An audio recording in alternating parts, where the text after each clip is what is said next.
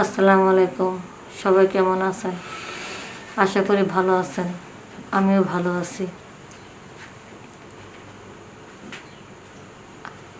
আজকে আমি আপনাদেরকে যে গল্পটা শোনাবো সেটা কোনো নাটক সিনেমার কোনো গল্প না। সেটা আমার জীবনে ঘটে যাওয়ার একটি ঘটনা আপনাদের সাথে শেয়ার করতে চাই। আমার বাবা মা গরিব মানুষ, আমিও গরিব, আমার স্বামীও গরিব, আমার ওর ফ্যামিলি সব লোকজন গরিব মানুষ। কিন্তু আমার স্বামীর সাথে আমার যে বিয়ে হয়, গ্রামে বিয়ে হয়, তো গ্রামে অনেক দিন ছিলাম, তেমন একটা ভালোভাবে সংসারটা চলে না। আর চিন্তা করলাম যে দুজনে যদি শহরে যেয়ে একটু চাকরি টাকরি করতে পারি তাহলে মনে ভালোভাবে সংসারটা চলতে পারে। তো দুজনে শহরে গেলাম। শহরে যাওয়ার পরে আমার স্বামী একটা গার্মেন্টসের চাকরি নিল। তো গার্মেন্টসের চাকরি করে আমাদের সংসারটা চালাচ্ছে। তা আমি আবার প্রেগনেন্ট হয়ে গেলাম। তো আমার স্বামী বলছে যে প্রথম বাচ্চা নষ্ট করার দরকার নেই, আগে দুনিয়াতে বাচ্চাটা আসুক, পরে দরকার বলে তুমি কাজকর্ম করো, আগে বাচ্চাটা আইসালো। পরে প্রেগনেন্ট অবস্থা থাকলে তো বুঝেনি, সংসারে একটু খরচটা বাইরে যায়, তারপরে অসুস্থ ডাক্তার দেখাইতে হয়, তারপরে ডেলিভারির একটা খরচ আছে, এক পর্যায়ে ধরতে গেলে অনেক সমস্যা। তো যাই হোক, আল্লাহর রহমতে আমার নর্মাল ডেলিভারি হলো। আমার স্বামী অল্পতে বেঁচে গেলেন, আর আমাদের তেমন একটা সমস্যা হয়নি। তো এক মাসখানেক মধ্যে আমি সুস্থ হয়ে গেলাম। পরে আমার বাচ্চার দুধ লাগে, আমার বাচ্চা বুকে দুধ পায় না। তো আমার স্বামী সংসার চালাতে অনেক কষ্ট হইতেছে। পরে আমার স্বামী বলতেছে যেহেতু বাচ্চা দুধ পায় না, আলগা দুধ আইনা খাওয়ান লাগে, তাহলে একটা কাজ করি, আমার মা তো গ্রামে একা একা থাকে, তাহলে মাকে নিয়ে আসি, ওর দাদি ওকে পালুক, তুমি একটা গার্মেন্টসের কাজে লাগো। আর আমিও গার্মেন্টসের অপারেটরটা ছিলাম। তো আমার শাশুড়ি প্রথম আমাদের শহরে শাশুড়িকে নিয়ে আসলো আমার স্বামী। পরে আমার স্বামী আমার শাশুড়ির বাচ্চাটা ভালো করে দেখাশোনা করতেছে। তো আমার বাচ্চাটা বয়স হয়েছে 3 মাস। আমার শাশুড়ি বলতেছে যে না, ছোট বাচ্চা 3 মাস, এত তাড়াতাড়ি বুকে দুধ ছাড়ানো দরকার নেই, যতটুকু দুধ পাও ততটুকু খাও, ওর মাথা বুদ্ধি হবে, ব্রেন হবে, ওর পুষ্টি হবে। পরে আরও 6 মাস পর্যন্ত আমি থাকতে লাগলাম। এইভাবে দেখতে দেখতে আমার বাচ্চাটার বয়স 1 বছর হয়ে গেল গা। তারপরে বাচ্চাটা তো মা ছাড়া একদম থাকতে পারে না। আমি যদি একটু বাজারে যাই, একটু এদিক সেদিক যাই, ওই খুব কান্দাকাটি করে, মা ছাড়া থাকতেই পারে না। পরে আমার স্বামীকে বললাম যে দেখো, হয়তো আমাকে ছাড়া একদম থাকতে পারে না, তারপরও তো ওরে এইভাবে আস্তে আস্তে ওরে তোমার কাছ থেকে দূরে সরানো লাগবো। তোমার দেখলে তোমার প্রতি একটা মায়া হয়ে যায়। যখন ওর কাছে, ওর দাদির কাছে যখন অল টাইম থাকবে, তখন ওই মায়াটা কাইটা যাবে। পরে চিন্তা করলাম যে ঠিক আছে, তাহলে আমি গার্মেন্টসে কাজে লেগে যাই, ফাঁকে ফাঁকে আমি আসবো। তো দুপুরে 1 ঘন্টা সময় দিতে আমি গার্মেন্টসের কাজে লাগলাম। তো আমি যে গার্মেন্টসের কাজে লাগছি সেখানে সবচেয়ে সুন্দরী ছিলাম, কারণ আমার এক বাচ্চা হয়েছে, তাতে কি হয়েছে, তো আমি দেখতে শুনতে অনেক সুন্দরী ছিলাম।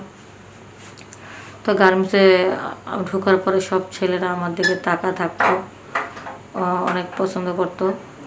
তো একদিন দুপুরবেলা আমি বাসায় গিয়েছিলাম বাচ্চাকে দেখতে। বাচ্চাকে দেখে ঠান্ডা করে বাচ্চাকে ঘুম পাড়িয়ে তারপর আবার আমি কাজে আসলাম, কারণ 1 ঘন্টা সময় দিয়েছিল। ওই 1 ঘন্টার ভিতরে আমি আমার কাজটা সাইডে চলে আসছি। তো আমি গার্মেন্টসে কাজ করতে যখন থাকতাম তখন পিএম স্যার আমাকে ডাক দিল। তো বলতেছে যে তুমি নাকি বাড়িতে গেলে একটু লেট করো, এভাবে তো লেট করা চলবে না। পরে বললাম যে স্যার, আমার ছোট একটা বেবি আছে, বাচ্চাটার জন্য মাঝে মাঝে একটু লেট হয়। তো কয় ঠিক আছে, তারপরে যতটুকু পারো একটু সতর্কভাবে থাইকো, বুঝে। তো কোনো মানুষের যদি 1 মিনিট দেরি হয় তাহলে আমরা 1 দিনের বেতন কাইটা রাখি, আর তুমি তো প্রায় দেরি করো, ঠিক আছে, এভাবে যদি তুমি দেরি করো তাহলে তো মনে করো ক্ষতি হইব, তোমারই ক্ষতি হইব। পরে আমি চুপচাপভাবে কাজ করতেছি, কিন্তু পিএম স্যার আমাকে সর্বদিক থেকে খেয়াল রাখে এবং আমার যেন কোনো অসুবিধা না হয়, কেউ যেন কিছু না বলে, কোনো সুপারভাইজার যেন খারাপ ভাষার কথা না বলতে পারে, এদিক দিয়ে আমার দিকে একটু খেয়াল রাখে। পরে মাঝে মধ্যে আমার মেশিনের সামনে আইসা স্যারে দাঁড়া থাকে, তখন আমি বলি যে স্যার আপনি কি কিছু বলবেন নাকি? কয় না কিছু বলবো না, এই তোমাকে দেখতে আর কি ভালো লাগে। আমাকে কেন স্যার? তোমার চোখ দুটো কত সুন্দর, তোমার গালটা কত সুন্দর, তোমার চোখের চাহনি, ঠোঁট আমার সর্বদিক থেকে ভালো লাগে।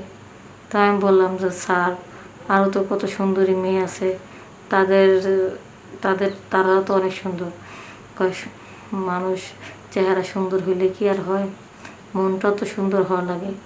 এই যে অনেকে সুন্দর মানুষ আছে তাদের চেহারা খুমার কাঠিং, তেমন একটা সুন্দর না, কিন্তু তুমি কালো যদি হও, তোমার চেহারার ভিতরে চোখের মধ্যে একটা মায়াবী একটা একটা মানে একটা অন্যরকম একটা ভাব, তোমাকে দেখলে যে কোনো পুরুষের মাথা নষ্ট হয়ে যায়।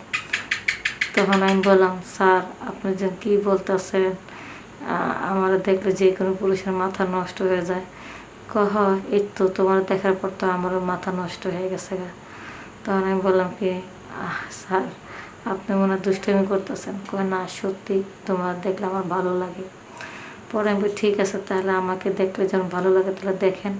পরে আমি অপারেটর তো যেহেতু আমি মেশিনে জামা কাপড় সেলাই করতেছি, স্যারের দ্বারা আমার দেখতেছে সেলাই করা। পরে আমি বুঝতে পারলাম আসলে আমাকে দেখতেছে না, আমি যে নিচু হয়ে জামাটা সেলাই করতেছি,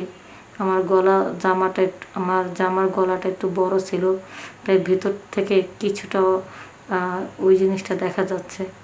পরে আমি যখন দেখলাম যে স্যারে আমার এই জিনিসের ভিতরে তাকা রয়েছে ফিগারের দিকে, তখন স্যার বলতেছে আহা অন্যটা ঠিক করলে কেন, ভালোই তো দেখতে লাগলো। সত্যি তুমি দেখতে যেমন সুন্দর, তোমার জিনিসগুলো অসাধারণ, অনেক সুন্দর, আমার কাছে খুব ভালো লাগছে। তখন আমি বললাম সত্যি কহ অনেক ভালো লাগছে। পরে বলল দেখো তুমি যদি আমার একটু সময় দিতা তাহলে ভালো হতো।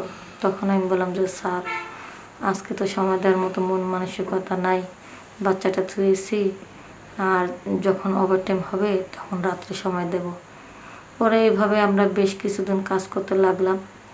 তো একদিন 2 দিন এইভাবে ওভারটাইম চলতে লাগলো। তো ওভারটাইমের মধ্যে রাত 3টা বাজলে সব মানুষ চলে যায়, কিন্তু আমি থাকি। পরে আমার স্বামী আমার ফোন দিতেছে, সবাই চলে আসছে তুমি থাকছো কেন? পরে আমি বললাম দেখো সবার যারা ওভারটাইম করছে তাদের লগে তাদের বাড়ির আশেপাশে কেউ না কেউ আছে, কেউ স্বামী আছে, কেউ বান্ধবী আছে, কেউ এক বাড়িতে থাকে, বাড়ির আশেপাশে তো কেউ নাই। রাত 3টা বাজে যদি আমি একা একা যাই তাহলে তো একটা সর্বনাশ হতে পারে, একটা ক্ষতি হতে পারে। তাই আমি সকালে আজান দেওয়ার পরে বের হব। আচ্ছা ঠিক আছে সাবধানে থাকো, কোনো সমস্যা হলে জানাও। আমি আচ্ছা। পরে গার্মেন্টসের পিএম স্যার আমাকে ডাক দিল, বললো তোমার কি কথা বলা হয়েছে? আমি হ। পরে আমি বললাম যে স্যার আপনার জন্যই বাসায় আমি ম্যানেজ করছি, তাকে বুঝতে দিইনি কেন। পরে সবাই তো চলে গেছে গা। পরে পিএম স্যার আমাকে তার অফিসের ভিতর নিয়ে তার মন মতন করে আমার একটু মজা দিল, আর আমারও খুব ভালো লাগলো কারণ ওই পিএম স্যার যেভাবে বলছে আমি সেভাবে দিচ্ছি।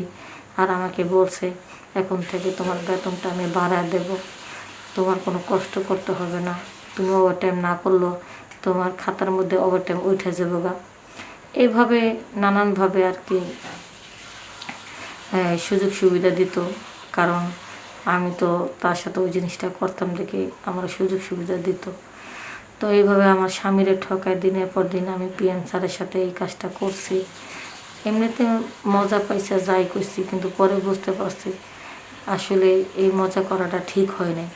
তাই আমি আপনাদেরকে বলতে চাই যারা গার্মেন্টস শ্রমিক আছেন, কেউ হয়তো এমডি স্যারের সাথে, কেউ সুপারভাইজারের সাথে, কেউ পিএম স্যারের সাথে, কেউ বন্ধুর সাথে, অনেকেই অনেকভাবে সময় কাটাচ্ছেন।